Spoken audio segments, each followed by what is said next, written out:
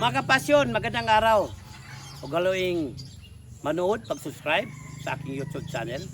At linggo-linggo po'y mabibigay ako ng dagdag kaalaman para sa ating, especially sa ating mga backyard racers na gusto matuto, gusto maragdagan yung kaalaman sa pagmamanok.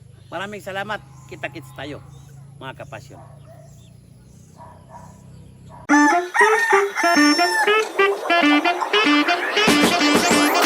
Kapasyon, isa na namang segment na ating IFM, Inulog Farm Management, at of course, kalalasan sa ating mga nagbe-breed ngayon, lalo na lalaban ng stag derby, ang kanilang mga manok, especially sa mga stags, pinupungusan na, tinatanggalan ng kum at yung watol para magmukhang pogi, at aside niyan, parang sanay na rin sila sa sugat pag time sa laban.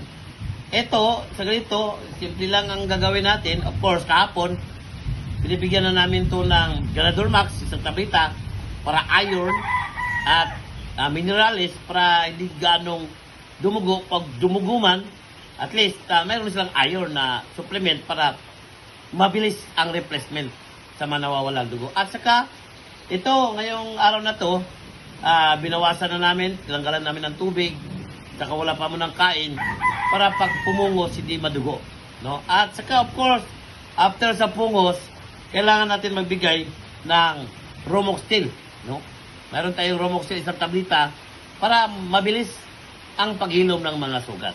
At of course, mayroon din tayong mga disinfectant at iba pang mga cotton buds to may alcohol, or iba gamit natin yung mga betadine para paglinis sa mga kalat ng dugo at saka pag-disinfect rin sa mukha.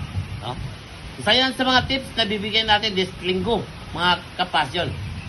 Sa susunod na namang episode, huwag kayong bibitaw. Maraming salamat po.